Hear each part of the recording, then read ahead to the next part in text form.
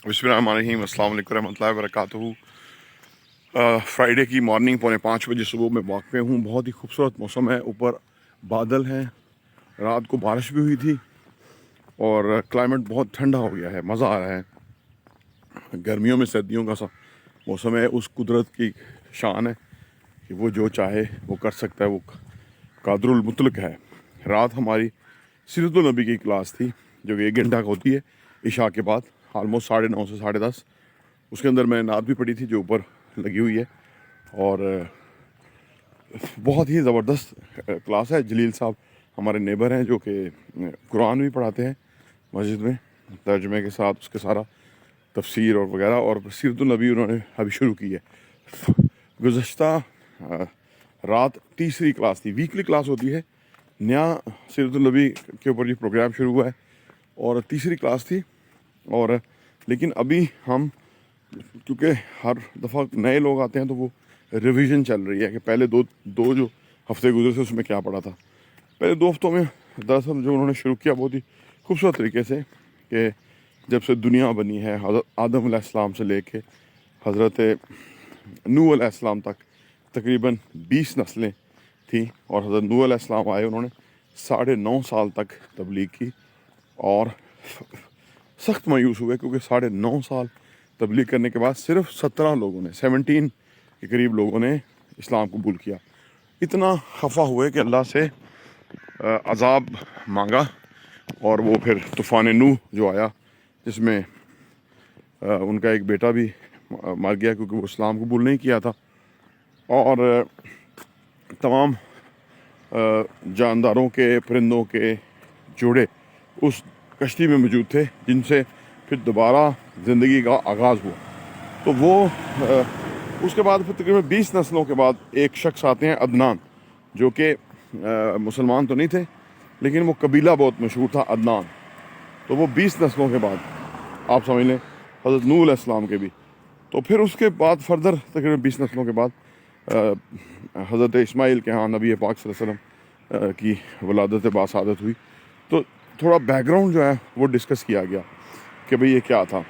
इससे पहले इब्लीस का जो बैकग्राउंड था वो डिस्कस किया गया कि वो जिन था, लेकिन क्योंकि अल्लाह का बड़ा नेक जिन था तो वो फरिश्तों के दरमियान वही बैठा करता था।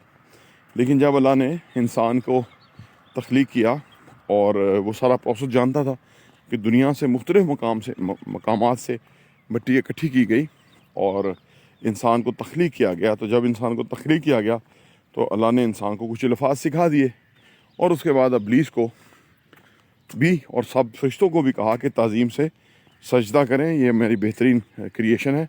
तो लेकिन इब्लीस ने कहा कि मैं तो नहीं करूँगा, मैं तो बड़ा बरगज़ीदा हूँ, जिनों का सरदार हूँ और इतनी खिदमत की है आपकी, और ये जो मिट्टी से बना है मेरे सामने और बुत बनाया आपने और मैं इसकी, ये मेरे से बेहतर कैसे हो गया, या मैं, मतलब इस किस्म की उसकी तकबराना गुफ्तगू थी जो कि अल्लाह को नापसंद आई। और फिर अल्लाह ने उसको कहा कि तू निकल जा।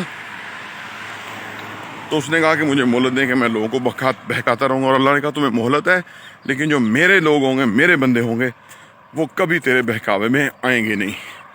तो ये सारा सिलसिला बैकग्राउंड हमने डिस्कस किया। अच्छा, फिर जो हज़रत इस्माइल, हज़रत जो इब्राहीम अलैहिस्सलाम है, उनके दरअसल एक शादी थी हज़रत सारा अलैहिस्सलाम के साथ, लेकिन उधर से कोई औलाद नहीं थी। फिर उनकी हज़रत सारा ने ख़ुद दूसरी शादी करवाई हज़रत हाजरा अलैहिस्सलाम से, तो उसमें से हज़रत इस्माइल अलैहिस्सलाम पैदा हुए। तो लेकिन ख़वातीन का क्योंकि एक आपस में एक वो होती है, क्या कहना चाहिए उसको, थोड़ी हासदाना अप्रोच।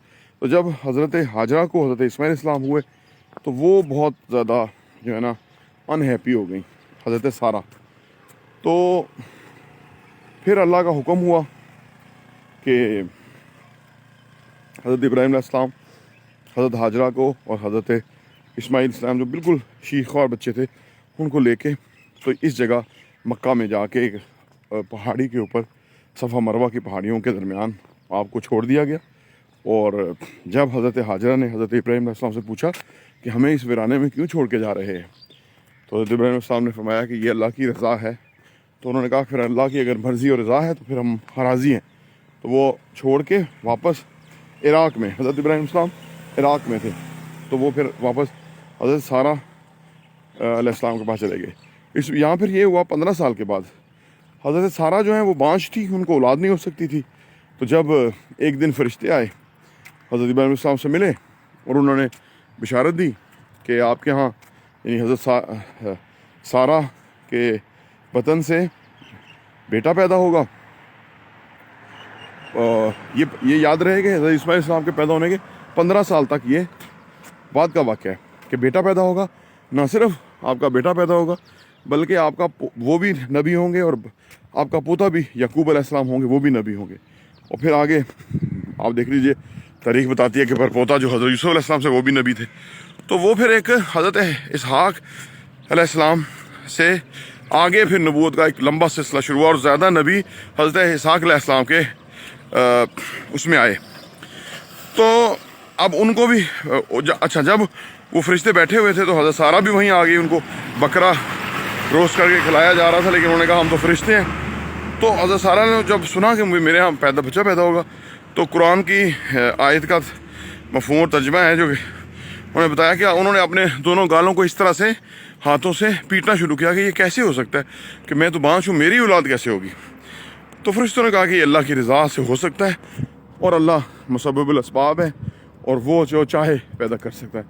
تو وہ پھر اس طرح سے حضرت سارہ علیہ السلام کے ہاں بھی اولاد حضرت اسحاق علیہ السلام ہوئی، کیونکہ حضرت اسماعیل السلام ایک طرف حضرت اسماعیل السلام سے آگے جو نبوت کا سلسلہ جاری ہوا جس میں کم نبی آئے، لیکن دوسرا حضرت اسحاق علیہ السلام کی طرف سے کی لڑی میں بے شمار نبی آئے، اور بنی اسرائیل حضرت یعقوب علیہ السلام کا جو لقب تھا وہ بنی اسرائیل تھا، حضرت اسماعیل کا جو لقب تھا وہ بنی اسماعیل تھا۔ تو یہ پوری بیک گراؤنڈ ہم نے انڈرسٹینڈ کی۔ اس کے بعد آقا سرکار صلی اللہ علیہ وسلم کے کچھ واقعات انہوں نے بیان کیے، جس میں ایک واقعہ یہ تھا کہ آپ 15 سال کے تھے تو حضرت ابو طالب کے ساتھ آپ ایک جگہ سفر پہ گئے، وہاں پہ ایک کرسچن رہبر تھا، ان کا پادری تھا بڑا سینئر، کہ جو کہ